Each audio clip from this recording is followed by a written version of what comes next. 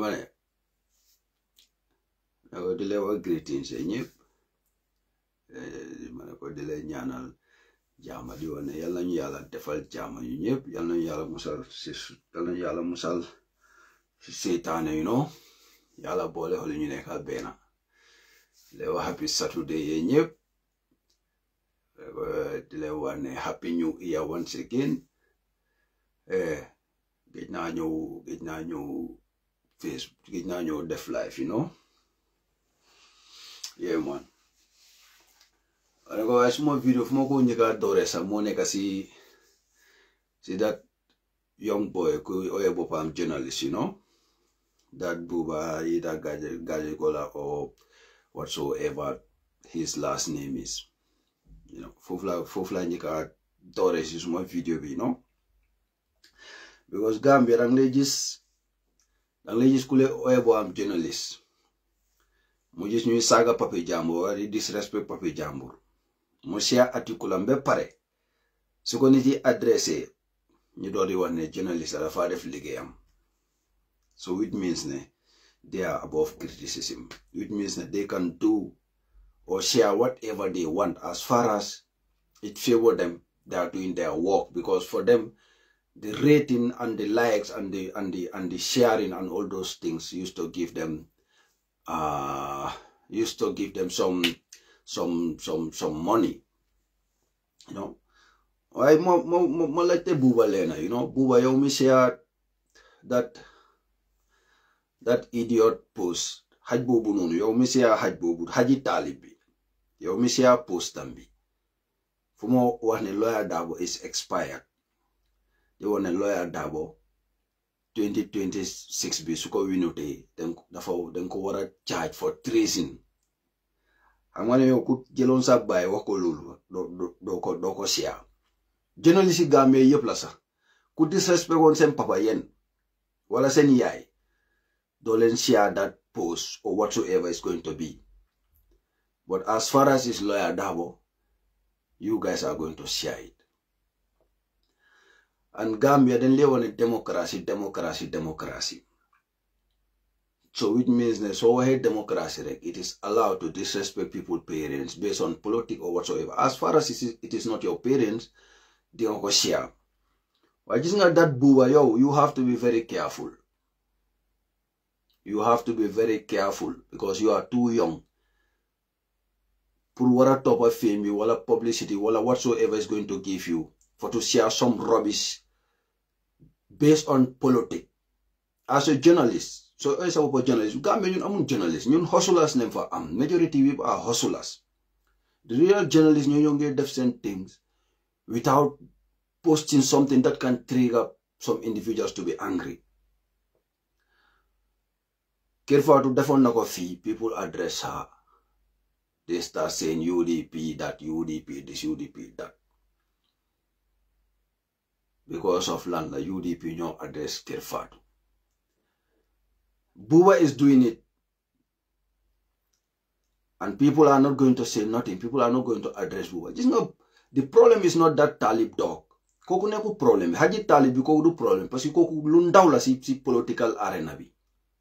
Why individual new job voice. Mas nyom Buba yi. You guys are part of the problems. And people should address you. We are not here for to play games or jokes. This is life. Our country is going in the wrong direction in all possible ways. You guys are not focusing on what the hardship that the governments are going through. Yeah, Wando, okay, you guys are not doing that. You guys are mainly focused on lawyer Usenu Numukunada because of what you are collecting some chicken change from Talib. Any individual who is a journalist, Talib you are a dog. You are nothing but a you are nothing but an animal. Yo, because these animals don't even have feelings or sentiments. That is why you can see a cat will kill their fellow cats or whatsoever. So that is how I can address you because I don't want to go beyond that. Wando, yeah, by my what do you like Fenkoni accept, you know? Alaji Syria, I will come for you. Don't worry.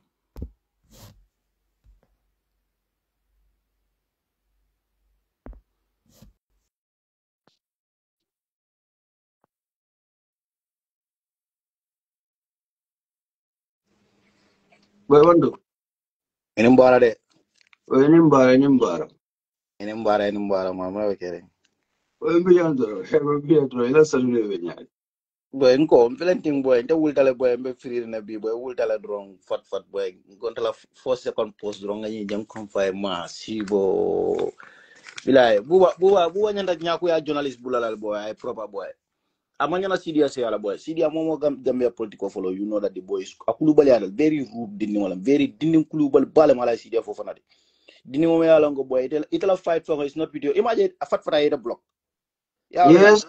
abuka hanya fulanya abuka hanya hana koto mini ya longo. Ane menu age bracket ado ko lamba koto la abuka hanya wol benya de. Ate usenu da wale. Boy, what didn't see No. mo musu wala famo siya boy. Ala Sidia la resise. E ongo la resise aka ufana attack the same. Aka usenu da attack the same. And Sidia member koma talib ba koma. We know that we got credible information. Talib ba komale, Yaya Menten Sanya ba komale, Kemo Bojang ba komale. All individuals that are in front of Ibrahim Diba ba komale. Any individual that is above him are supporting this idiot, which is Boy, fact. Memphis Messi in la tosa tunga naware. Ibrahim, no, for me, I will come after all of them. I will come Yeah. after all of them. Let us do No, politics. yala memfo ngera. Ye memfo is very true. Ya menten sanya nga ni akorosi. Anytime he's uncomfortable. Yala kunite yala no munekera. You ya understand. Kunite akalam dala ite ni jarra silomena. Right? Yeah, You made them uncomfortable. So be ya menten yin. So you got connection on ya menten anytime he's unhappy. You guys just a political ko na dura bulrek aka CDL use. Ko mo be melon. Yala mala. yeah, exactly.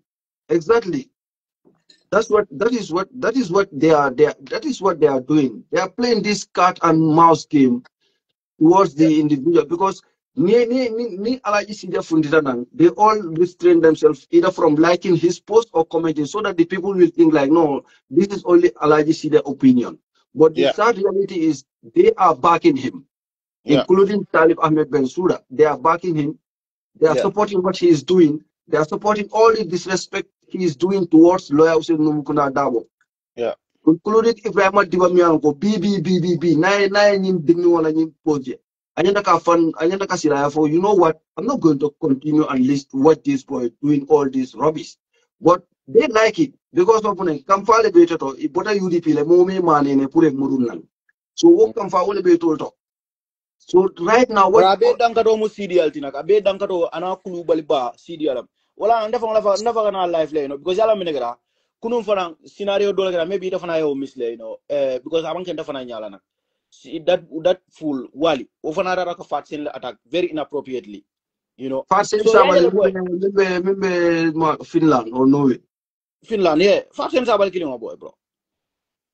Wali fana yo wale attack kuno. Very unnecessary and foolish way. So you see these people here, it'll get all personal. This is what you call in politics personal attack. Ite talib ya niya kumandi corrupt la. Yeah?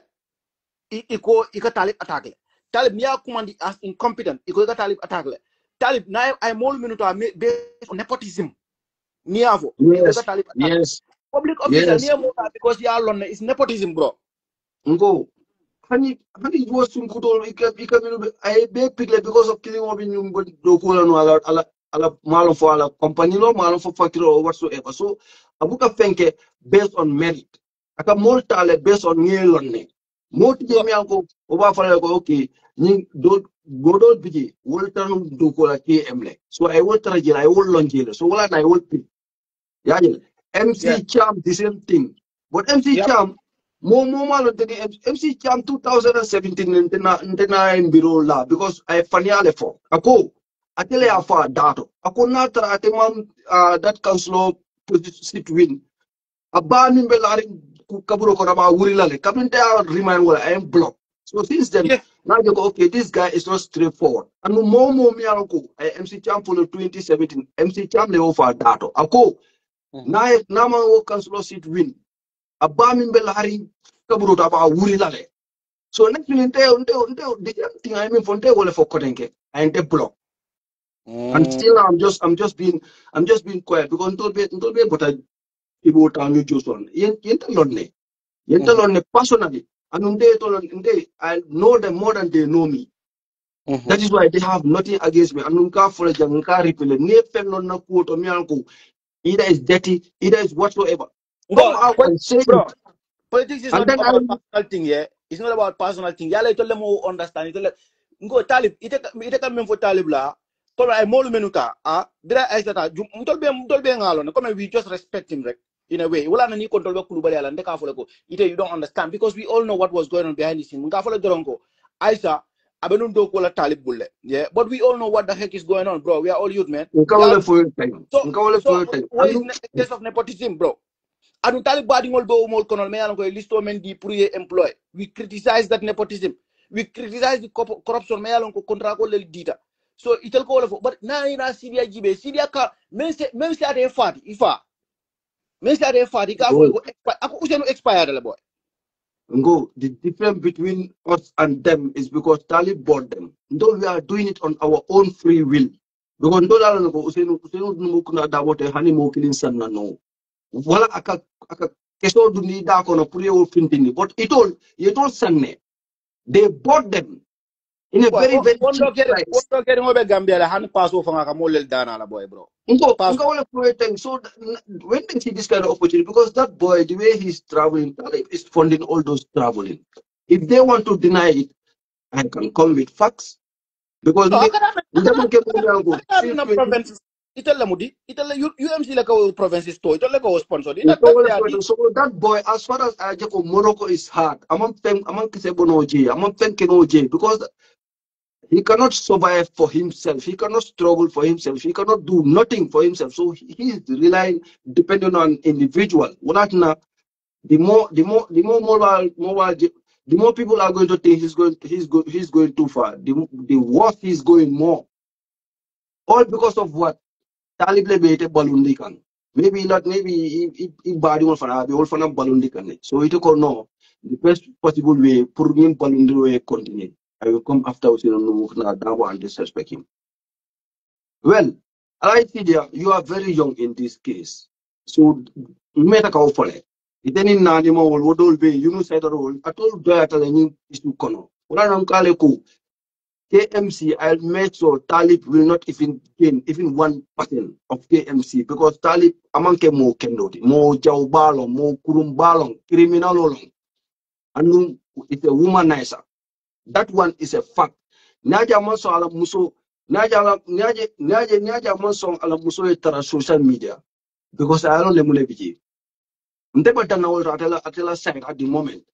I told me make KMC alialo al tout al man tau alialo ne ko talib ala sunkuto be nu KMC ne me anko ay talib because of that because of sunkuto anin kambania o chaga ya atela wo introduce KMC ntol tarun ka moyle ko according to the late pa Andere Mbay ako yankuba kuli la rongole bal office kono but yalo mo ne man funte ako yankuba kuli ni na la sunkuto di wala ateni yani ni ne mutani but Talib I know everything about him having a relationship with somebody that he employed inside KMC. And I want Dangoto. Either he used the public fund or whatsoever. I could like a way and will extended family, which is a fact. And no after honey came over boyan. Unko amake more mommy are going to need that legacy. Come out and debunk this. And after whatever. Gambian, they are just playing with somebody that they don't know. You just see an individual smiling, but you don't know deep down what is that individual capable of. Talib is a criminal. When I told the son pura Gambia mara because the son what because the son because he's a criminal. And abemune kela na state out abe kela chagayaleti. Abita wali musul le fandila ji ebe chagaya. MC Cham chagaya abita wale kela ji. Nene Frera Gomez kunum ko doronga jele say amesi se bela cool fokang. I don't deal with those kind of personal attack towards women. So that muke tila kuma. But MC Cham, Kemo Bojang, I know so many things about you guys that you don't know. If you don't restrain that dog, ni talimalo ulo mutaya sindi tula killing. It's going to abejina manila. Abejina manila. And like I say, from 20, not 2025, but for 2027. More intended stop plan. What I am going to say, I will say it. And Taliban nata mulebe ken. Hanada I will restrain. I will still come after him because he is the root cause of all this problem. Ibrahim Diba, ito umalobe ite fala lebe dami. Ite Ibrahim Diba. Malobe ite fala le. Because number one, ite jong ya drone kejang. That is number one. All what you are doing is just like a slave. Momi ye muda. Aye nocho. Aye dundi politik. Ite not America ta. O mari sababu mo mari lati. Be you go and join an individual me anko. After ka o mari destroy le. Aman danje ye dinni merito je me anko. Hani photo ima kuntu follow. I photo ima kuntu follow. Wolka lo wolka o pabi disrespect. Ite be o movement on kon. Hani pep ibuka sonna ka for because of what? You are in support of what he is doing. That small boy, I'm not going to come after him. I know I'm just knowing some things about him, but I need more investigation. I need more deep investigation so that when I come after you, I'm not going to destroy you. I'm not coming to the social media to destroy an individual. But ila malbalia wole bedan. Because ite imon kuluro man suti ila fang. Bapare hadumo le atinebe ni malbalia be kekang. For the sake of who? 𝒕𝒉𝒊𝒏. 𝒕𝒉𝒊𝒏 me along. I told my along. You guys are just following him. But you don't know him. What is the name of the vice president of KMC? Binta something. Remember UDP. Cold populace. People are sending me more information. As I'm speaking right now, somebody sent me an information. So I'm going to check it later. According to you, there is something that we will clarify here as a UDPN. I don't give a damn who is angry or who is happy with me. That is not my problem. Kununko yellow call for it, you and tell you are in a good mood. Any day you come up with another excuse like no Taliban or whatsoever. If I see any individual trying to support you, I will come after you. Because even in Africa, UDPians are the ones that are trying to defend you. Because there are places that you're supposed to be. You can afraid like KJ. There are places that you're supposed to represent KMC. You can MC Chamwol like KJ. All of a sudden, because of UDPians are trying to fight your right, you can fundi ko ika wole tibong.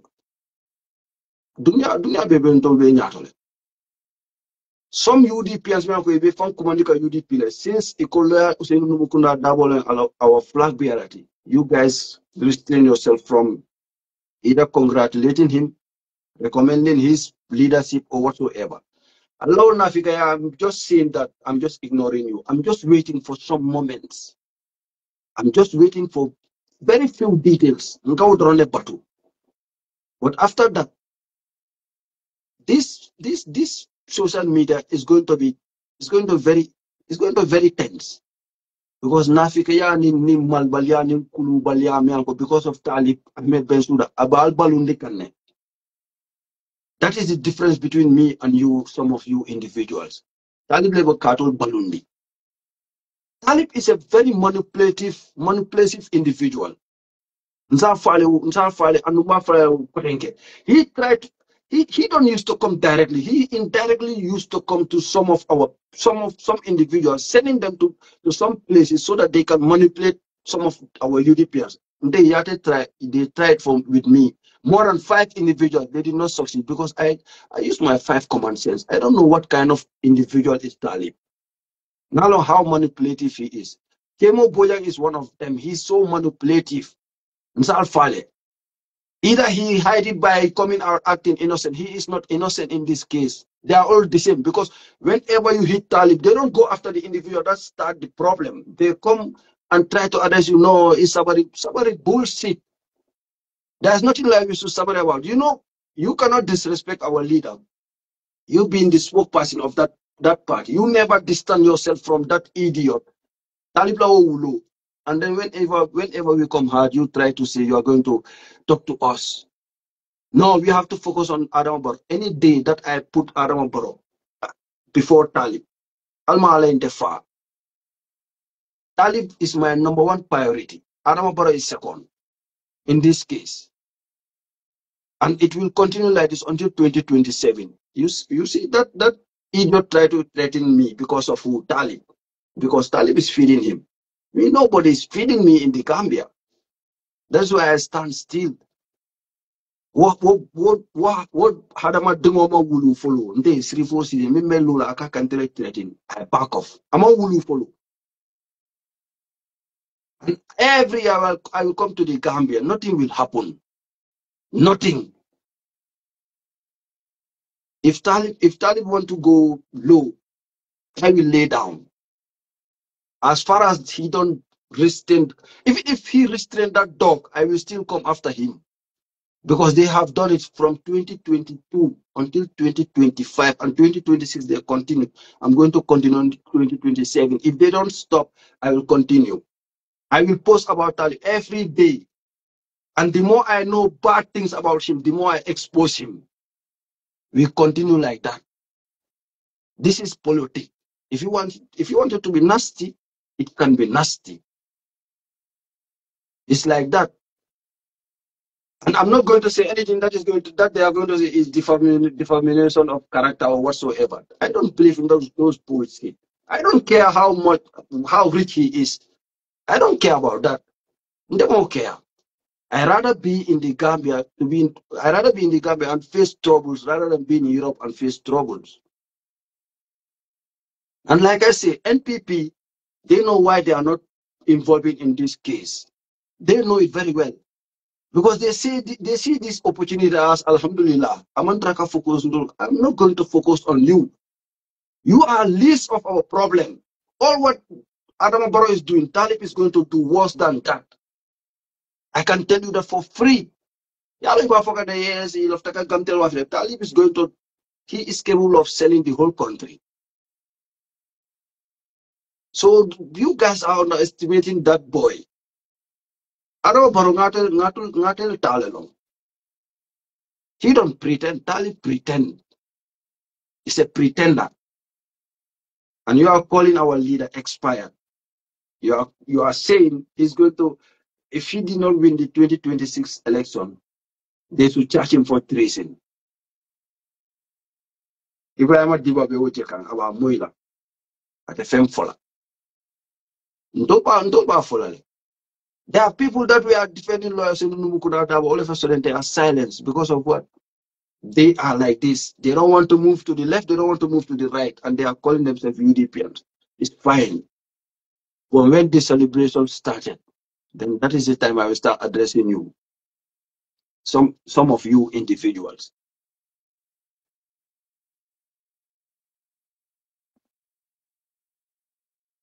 I'm just wonder if you are in, you know. Yeah. Thanks, man. Bila angko mbese ari na nga siya mole ya WhatsApp rek budunga jita wo. I think it. Yeah. Njira, you know. Yeah, no, all I mean, I will still blame Sidia boy. I won't talk anymore. Kulubali amberia Sidia, I don't need Basifo. Kulubali akense wa amberia Sidia ka fanke komenko ate man basura man fasura man kotosoro. Sidia ba manya si family who will want to watch your family member be engage in those kind of things, you know, on social media. So ya mendem tonya ya mendem aka Sidia useless against Uncle Lare Sise, aka useless against UDP Kebalu, aka useless against Usainu Dabo. Ya understand? Ya mendem but ya also no more for that. But Syria, is employed by the people, right? Syria, Bimilala, I think, I don't call I'm an exam pass. I'm exam malpractice lege. Wala na nice peroge. But direct, you mo may along a master's degree, so nice peroge, camera go high school, abe prepare kang ala was exam wala. So, wala na kabingala ku ngala grade 12 for amanti bonde. Atara ko, how can you say wise and you are referring to grade 9? Because I don't intebe minfokan. I don't just come up and lay down stories. I don't do that. I make sure I have my facts. I talk to teachers. Me alonko. It will be the same school like Sidia Benundami. It will be they confirm it. They say, but we cannot publicly say this because why we will have problem. But No, CDA no, hamne ala wala na great players. border Morocco because I don't know another West, he would not make the entry requirement. He will not meet the entry requirement. One, two, other exam pass le jang. You understand? Pasa Ate muntole. telefon, ate telefon, ate entala. Pasa muntole. Ate do Women no university. He will ye not. ma kwele. So wala na But la de diploma. But the point that I was trying to make is here. Syria has one of the most useless diplomas in Gambia. But regardless, any mental Gambia. The biggest employer in Gambia is government. Government like a more ah employer back. So ah it a new Taliban they use as an idiot. A pound. They use can against people. It may mira ibani fani kotonyele baramen ke kundo. Ite be na ite na study len na de be employment on nyina nyame. Nyinke da dundi political kono ake attack with this kind of newspaper boy you can walk into any even private office kono ye jibe ye daji ko lo comment on social media ko en data because you become attack exactly based on any democratic principle. exactly formal balia If no men say they fat ka social media ka fo ko expire ni election use lose mbe charge la treason la. mhm and You know ani kuma do be hajala men fola. wole ka dia itole because it oka jeno ko woka yudin people dimila and impossible ni lawyer dabo woje about dimila that is what make them happy this But sire fo yalo this nako ni moyo fa de 2026 fam fama election e ni moyo fa de fama e ani menu be ka support itol be killing moyo fo la parents ole will they be happy kamo kuma de Nkole moba for ngele ka fa ko you are expired. this 2026 people are just thinking that Talib is going to Talib And don't even want to leave. So he don't even want to be. He's not. He know 100% he's not going to be the president. So he left Amunela. The possibility of UDP winning this election, him facing the commission, because I don't know UDP government commission. There will be a commission. What was totally at the atami akuyatami. Okay, but when the opportunity because now many of them they will end up in the NPP. That is 100% guarantee. If not, they have the guarantee ko NPP is going to win. They will join NPP. But now Yajeleko guarantee possibly is just sliding down. So what they want to do is know the opportunity that UDP is going to have. Let us try and destroy that opportunity. boy alaman tankala ni UDP lose ta ñu bole celebrate la then even it will fall winter. They are only waiting for a UDP failure. Ñu bela firi wala. Wala na bi kabri nga Femi Mahoni je wo wulu aka foko 𝒂𝒄𝒄𝒏 be biamu kade because after kan lawyer double replace nda ko ke ba buka fani afo that is a lie Nde o blog juna la wo even da hande al sado wuli profile abula you know inte sa na ko tamida wala social media sado but, profile. but, but that one is another thing and I just see the Benji Malbale Amina with the support of Talib and other people especially the few ladies me are going to jail abe dan male anu Buba, na Buba, danta that is let me time say I will something. go further Buba be mena. He should be careful. Yajele journalist, you can almost take on every story. But near I menke thing, it's very unethical. Atadala drone CDI menke I will amplify. It's like you are giving a voice to somebody. yeah You understand? It does yeah CDI from a dollar. copy CDI and has paste been because here. CDI has been here for a while as far as this 2026 election is concerned. Kabring UDP la flag beara wado. Wado lande afinte dana. Ya understand ala ko man tambi wala 2021 matara ñu skeloga in political landscape kono. So but moli alo nako CDI is a vile idiot me alon ka kata usenu maka. Ya understand? Momo left ala post jele ka jele me left ala like le ba like lale. Me left the comment la be comment but people don't go there. Neither CDI doesn't get the likes, he doesn't get the comments, people run away from his profile. So all people, like Buba is one of those that you even without knowing him, you just perceive him to be decent. Buba like a message, exactly you know, exactly that's why too. comes. You have to be very, very careful. You have to No, be no, very, very, what very okay, careful. and the thing is, yeah, I'm all for freedom of expression. He could have reported on it. Nata runko nye memfo one Colin Usenu Dabo, an expired person. Nata nunko he is making a news out of Sidia ko nata nunko Usenu Lusta. But kataka all of them it's like you are giving a voice to them. So this trend, and we have been observing this. Yalong let me tell you something basirfo. Yalong nilka menege. Come ni de bela Facebook. Yale go okay buba wondola mo balti barama attention atone sirfo mon na mo balti barama amam Facebook amam premier say na nara o maybe amam dum juna politiko gono maybe mon ma sute bugala posol check out ike connect ñu la ten ya understand Yes, yes, yes, because exactly, because most of these individuals, some of these individuals, before you publish their articles, there must be a financial dealing through that. Like boy, the tell way me that the landscape konolea, billah wallahi tala. Today, 90% of all these bloody journalists, they found me on this stage. None of them understand this stage more than me. I can say that. Billah wallahi tala. 90% of them be I can tell you they found na to jele nga lo ne nga train nga be understand. exactly. UMC Juma, talib man na mol be la politiko la jam. So nila ika connection lege comme like if on ka mol jibel mena ko news journalist wol fanal bidan mena ko ka pare kam ini mol dobi ya ke because ini nyolo ne dobi ya ke because il lafta o mari nyola le ni personal connection le so dobi je ak family fond diva low key ka tara wala post ni se akam innocently as if that person is somebody who is a passionate opinionated and influential person watara o manke gat dohal mam The funny thing is, I'm a political commentator or political rubbish. Kamol to kudo laji, or UMC, one of heavyweight. their heavyweight. Yeah. Heavyweight Mundo. Since when these idiots are heavyweight, they are trying to promote negativity over positivity in the Gambia, especially our journalists. You look at the journalists now. But you guys should be very careful because nothing is democracy. If you can share something that is so disrespectful, expect individual to disrespect you because it's democracy. No, basi ko yaya ni democracy from Gambia. Yalong Gambia for our society more than a value less. You understand? Exactly. No, bro. Or it's against our Gambian values. Exactly. Gambian moral For them, they feel like this rating or whatsoever is going to give you recognition. And it's not recognition. Post ni reader. Alafaka I say why kind of because kafa say ko me fa man get to nyaari say ko si ara yim do ke Solomon ni modle ñu me ala nga go Muntumale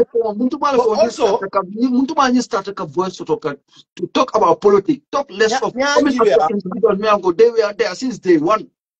Alafaka say ko fana ni post ni read wala alafaka fo ni UDP ko fight ñokane post ni yaari di gaje jele comme ka ita ko previous yo fana believe tele ko election o molma yalle exactly. No way jele ka fogo way congratulations message killer or whatsoever. That is not important. That is not important to us. What is more important that's how is the dangerous. manner.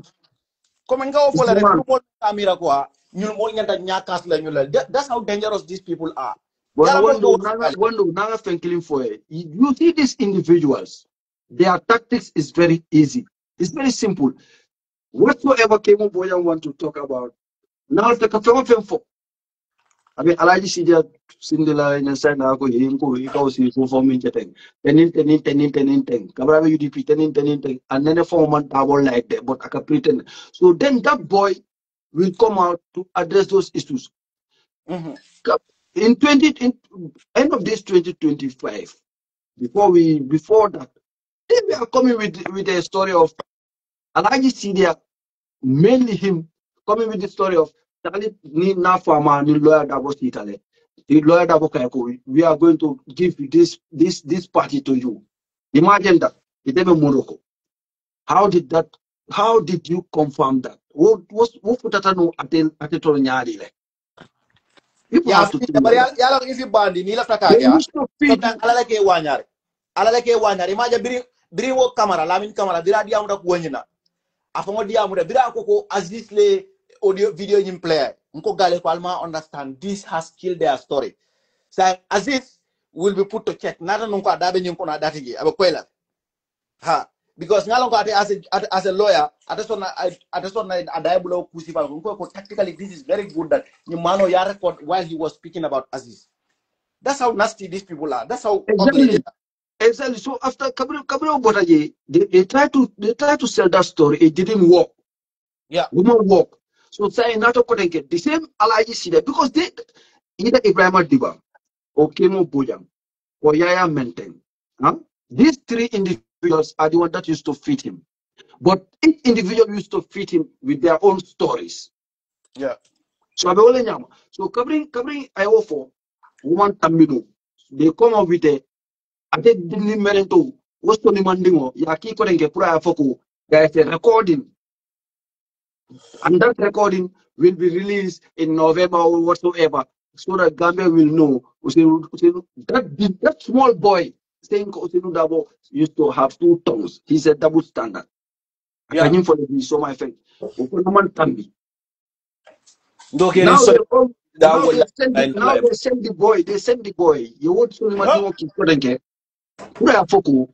Naje lawyer, naje tali, imata because of mandingo time. You see? So biggest lie of the set. Kemo Boya, Yaya Menteng, Ibrahim Tiba, all of them used to feed that boy with a fake, untold stories. Will be left about when you male man pare balo ma boy bro. What problem? They come with fake and untold stories so that they can feed that small boy, so that he can come on live and talk rubbish and write rubbish. I'm not able for Nteni mo diamutala, I swear to the Holy Quran. Nteni mo diamutala, akonyoku recording video le miankwa neo play. Billahi wala itebe bola la usino nkai ko ibe umake tonyati. You are lying. Some of them ika wuliala fo ika fo ko audio be mbulle uta mo be propaganda la ika fo na modole ko ha. Yeah, because you know why? Because you know why? They feed that boy and that boy feed the others. So kabri way ofo ni nkai ko said audio ni apply ni akonyo ko no audio ni ya play le ntebe la moya kan nkai ko wala nan ko ni no fanate tambila. This small boy cannot come with these lies every day, manipulating, try to fabricate stories. No, you not telephone. Nka foko kemo boya ya sanya and Ibrahim Adiwa. Tadi Ahmed Ben Suda, kemo boya ya sanya and Ibrahim Adiwa used to feed that boy. So whatever garbage they used to feed the boy used to come publicly and write it. So kabri obeman tambi. Kabri yela ofanya de tabaraman tambi. What was their last try, like their last chances? Wolonko Talib ye pabi in respect like Talib buka fem for pabi Nyaje molka for more Yunus Naidara will they come with their own opinion, blah blah blah blah blah. So which means for saying it will be form of mean killer. Either they are going to insult the party leader whatsoever. Talib buka fem kalamutaji. Yeah. And now they are trying to play that game with the individuals who ha ni alaji sidia mean for it is no alaji sidia leti. No. Alaji sidia we form for any information I abunda dakono akabonyi nule kono. They are the one that are feeding him. Boy in dalwe jere boy alaji sidia ela big man of ya kola ka fa ko karien to fole boy tanu ma ya attack boy. Ngak mo la foy den. Because So I know alaji sidia ba kelale. Alaji sidia ba kelale because of mune iwa talib ba balunde kan. He can say whatever he want, but Talib is feeding him. Ngo yaya mente a crisscross the KMC le fomo ente kola ko yonko for yaya mente be do kola KMC le. Nga go muna na for because every day this guy is here. Hali ni mon day is here. Abuka ta hani ndo from camera man traka dogo ke the National Assembly. Ibrahim Diba the same thing. The way people are thinking, Talib have used Adiba. Talib have this failed youth at his back. But that 𝒂𝒄𝒏 is a failure. He failed. Sorry, basketball. Let me take you back a little bit. I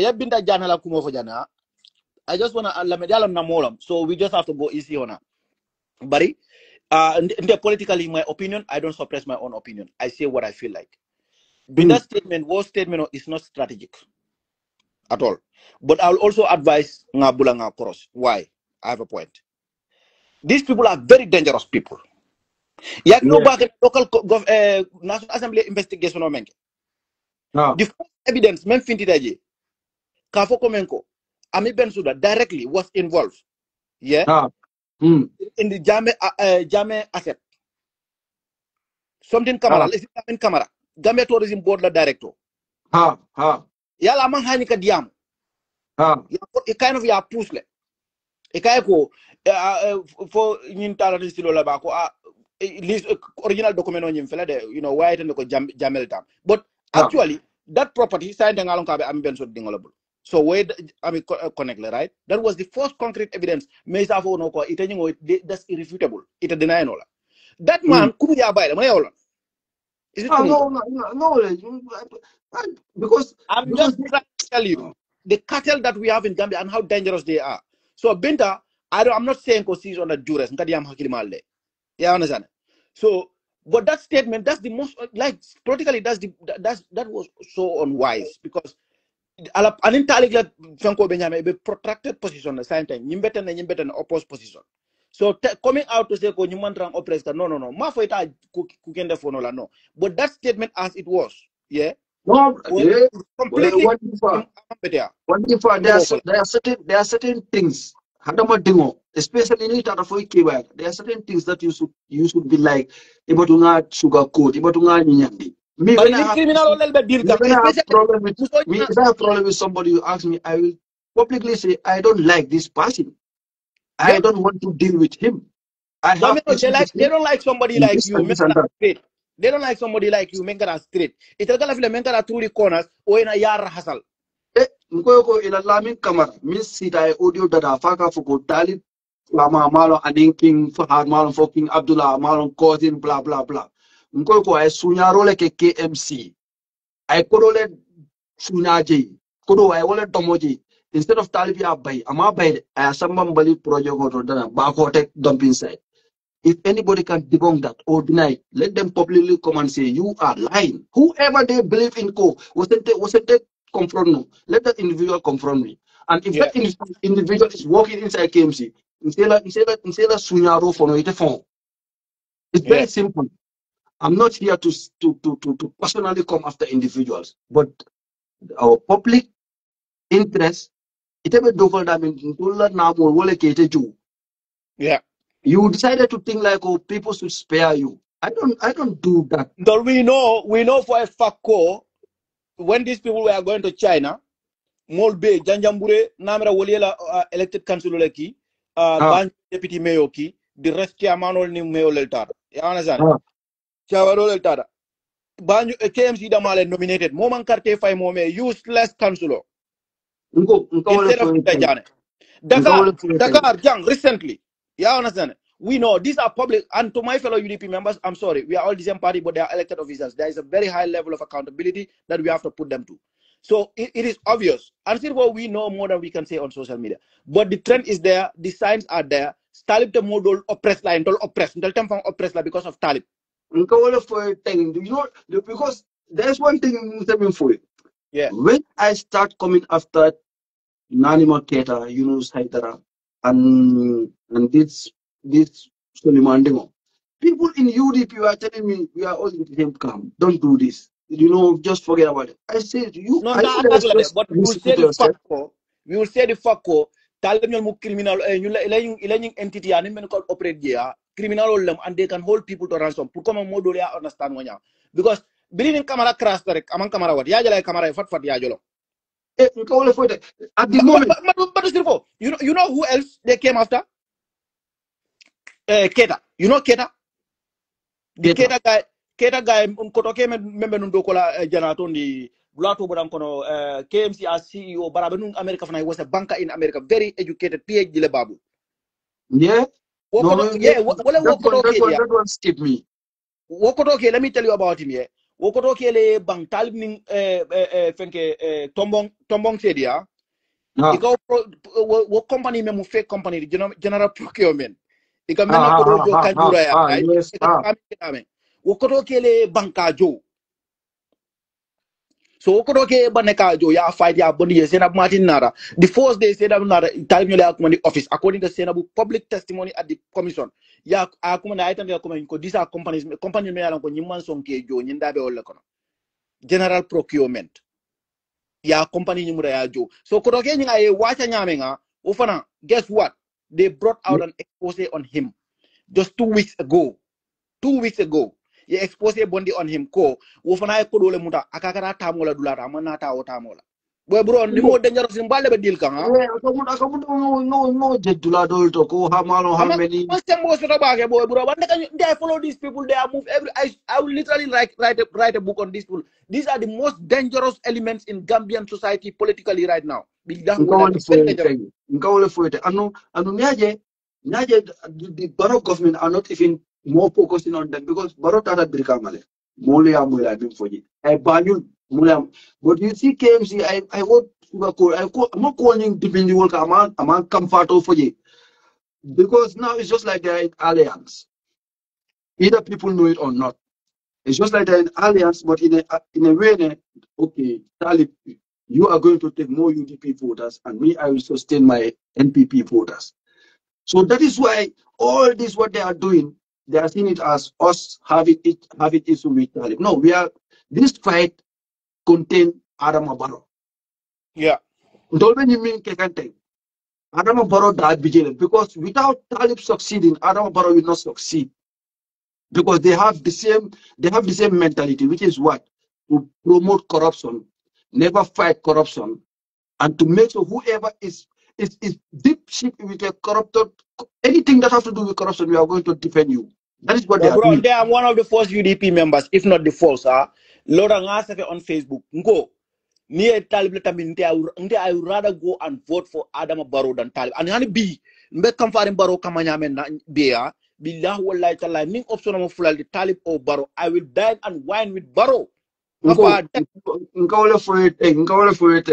Me, yalon tenite mo manyin kaja, but nte for kabri sita kunu, ngalaji sidi ala dropi soldier, anin kudul, nte ka fale ko ni UDP monsoto. Adama Barrow will be my choice because it only one for. They go without lawyer double, they will go for Adama Barrow, right? Nani maketa ya fole, ijama ya fole. For us, we are in the same. Now we are going to be in the same position. And you know, when I said that, the devil that we know that is going to kill us publicly is better than the devil that we don't even know, because this devil have his way of doing things, which is like smiling. They try to dig that on people who knowing all men be married like life kono. They try to use against you. So I always used to say publicly, if you know anything about me, I'm not hiding. Public so you know basketball. When I said for the I would rather go dine with Barrow than Taliban. After me like maintain message. I want to go football parendico. I want to be NPP. Because about UDP over Talib Letala. Because I feel they have done their homework and they accept. Yeah, exactly. They are planned the way they are planned fail. I told Bele Sok. I surprised. I couldn't welcome in Janaroni in NPP. Ako mo nyanda itol mo prepare kay bente welcome la to NPP because nte I'll go because nte kon nte carte file talibe nda support la nte I would rather go with Barrow ako nte empare nte kata NPP le nkay ko I would rather do that proudly than te talib support ako nyete pare bara jibe biya into yedu pirate tata because these people are not genuine, they are not sincere. And no, at the end it only for they are more closer to NPP than us. These individuals they are just trying to say no, let us focus on Barrow. How can we focus on Barrow? If you and Barrow are the same, how? Or if not, you are even worse than Barrow. Because Barrow it's been a long time. I mean in their WhatsApp group. Yeah. Every NPP WhatsApp group, I'm there. But to my surprise, Mukeja saying the way they used to try to destroy or public or personally go after him. Yeah. It's been a while. I'm in their pages. I follow them. I haven't seen such. But this, what is the name again? This UMC, we see them every day. That boy that have either the Mendy surname or what, people are saying me that boy is tribalist or whatsoever. Every day he's doing it. Right? Yeah, you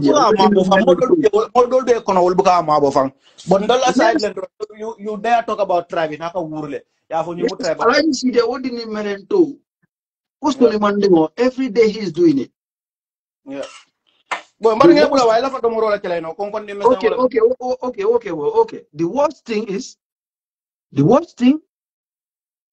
what is his name again? It's Ibrahim Adiba. They say they join a movement for a change, and they want people not to be disrespectful. They want this, they want that. Ibrahim Adiba koro drone bete bondilan, koro drone te bondi UDP. Nafulo. Either you deny it, either you say whatever you want, either you start preaching kodole atin, and wo kodole atin iman diamuno.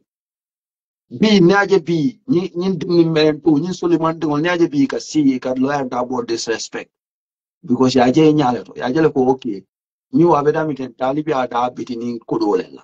He's not going to talk. And I maintain the same thing and so many things.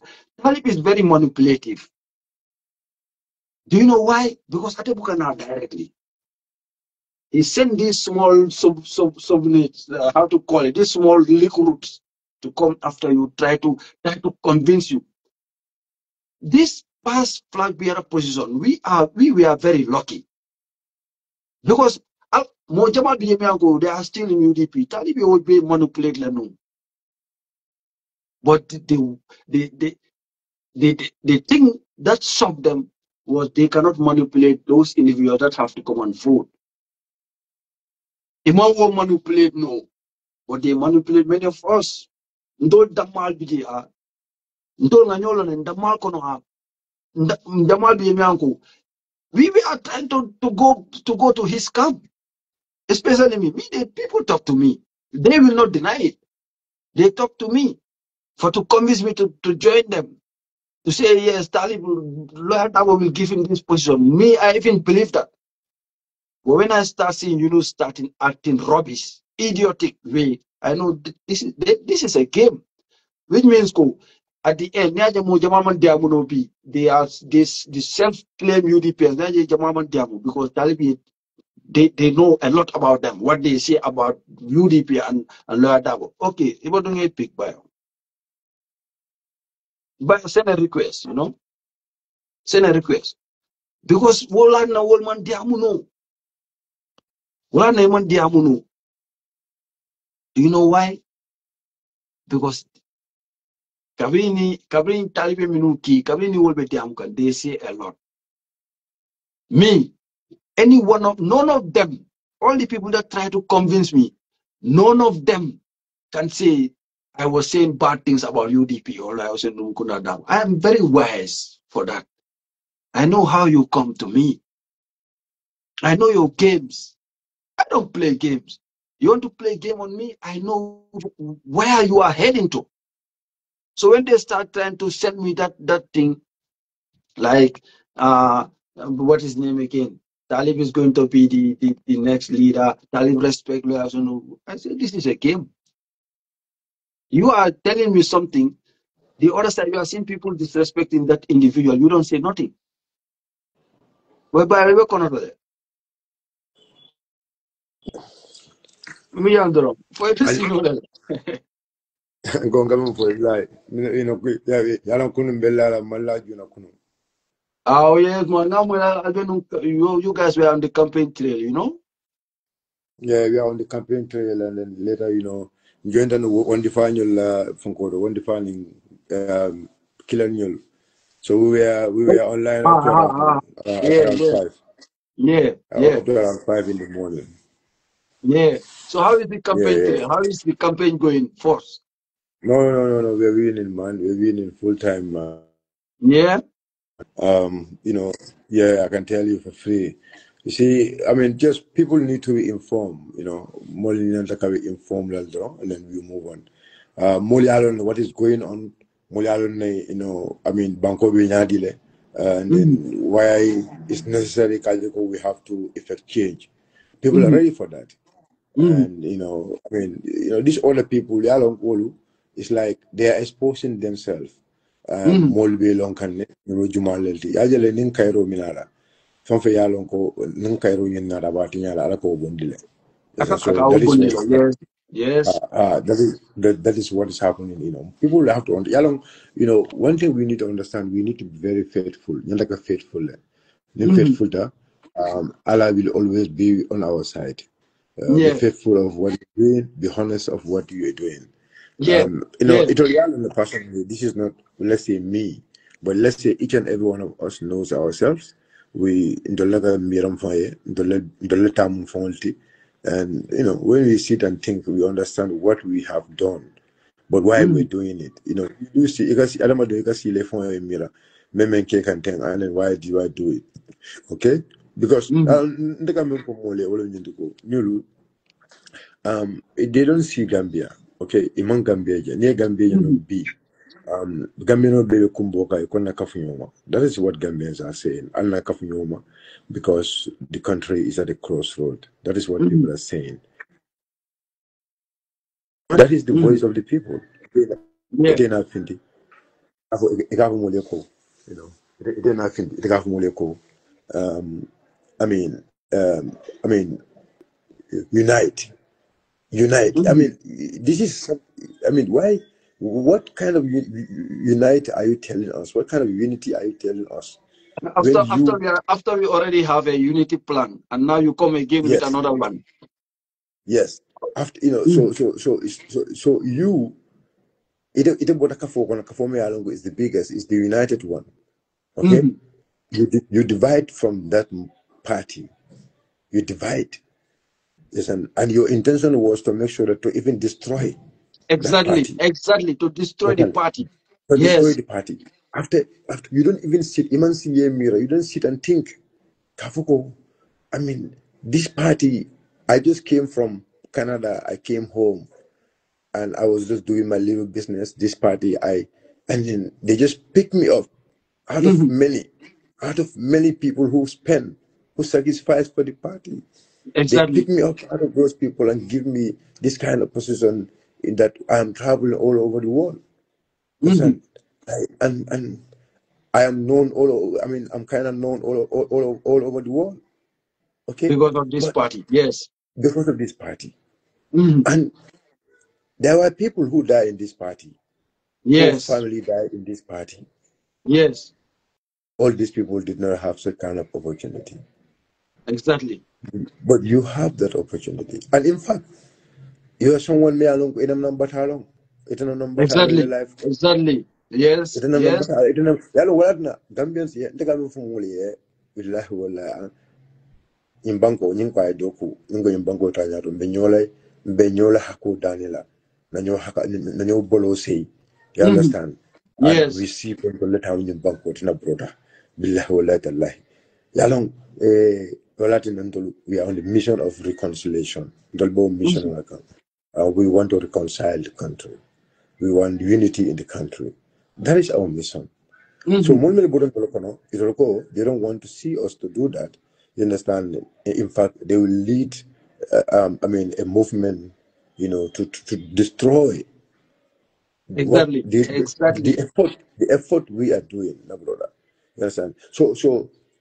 This is something me along go. It goes in the minds and hearts of a lot of patriotic Gambians all Yeah. over the country. Elders, Melealonko, Alfal Melealonko, they have seen this because Mm-hmm. Yalonko, it Jamanola, Alfadul, Wole Jamanola, Jikasifa, Niake, Sasato Mento, Nimeka, Eka Wuda, Etakabu Sara Utole. Okay, Exactly. Yalo, Exactly. we must reflect our mind back to where our fathers and forefathers, how they were living. You understand? And why there was sanity, within them. You understand? Mm-hmm. They live in a generation where poverty was everywhere. They live in a generation where one have to struggle to survive. Mm-hmm. I mean, Silolman, famous sort of, in those days. I mean, they connect to each other. They make us to be interrelated Mm-hmm. nationwide, Mm-hmm. not just as a little effort. So, meaning, if Gambians have seen this, and Gambians actually want this, now, brother, no one can stop that move. Nobody can stop that move. Wallahi, it's about faith. Let me tell you something. It's about faith. That's why having a faithful person like Honorable Kurang, Sehu, Yankuba, Lamin Sane, Suleiman, Pamani, and all these are people who actually understand this. Many you have Hamlet. Ko nyine Mhm. nyende kela. And actually it will be men ka molle bi jemi yalo ko wolfanan wolfanan left fango it will palaso muta. Yeah, But another palaso mantare bulu. exactly, Without exactly. Because some of them they it, good yes, and they yes. still stick with us, Yes, yes, just like that Buri, that lawyer Buri something, yes, yes, you know. yes, yes. So, but I, I am very sure, I'm very confident, inshallah, Inshallah. that with the help of Allah, the Almighty, inshallah, and then with the support of the Gambian people, and 2026 is going to be year of change, Yeah, yeah, year of yeah. salvation, Inshallah. year Yes. of year of liberation, year Mm-hmm. of Gambians seeing themselves going to let them in Bangkodi. Year of confidence, where the Mm-hmm. youth soul will have confidence, na brother, to stay in this country. Exactly. Na brother, it's too painful. Seeing someone you work with, seeing someone you sit with, somebody. You do everything with na brother, Mm-hmm. and it feels no comfortable to live here. Mm-hmm. And the only thing you have to do is to get into the sea at a very, very, Risk, very very risk. difficult, Yeah, a man. very Very risk risk. time. Yeah, Very man. risk Especially time. this Very, very, December. Yeah, very man. at a very it's risk. But let me tell you something, Tom. Let me tell you something. Billahi, mom mil fon be Gambia jang. Amango comment Africa ko kuma boyle. Mom ko la Senegambia. E kada bijo kama. Kada burfut kata. Go there. Go there na brother. You see Banda now. Right now, Babi menke kam. Babi kam fari nyame. Yeah, yeah. Right now, Babi from Washington, Abe Tinto Sinkan.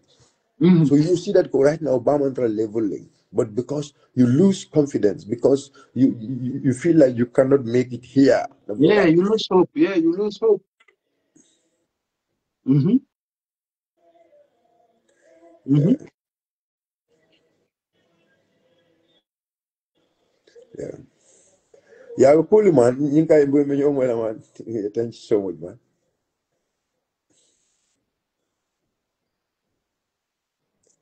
Thank you so much, man. All right, all right, all right, all Yeah, right, all right. man. Guys, I have to go. Video be my dama wara them. But I won't want that because I have a lot of things to talk about. But I have to go. I will come back. The more I see their posts, the more I come back with more revelation. I will come. I will come to that. I will come to the position where the people that are trying to involve Talib, the people that are funding, that are trying to give him money, that are promising him a lot of things, some known governments and everything.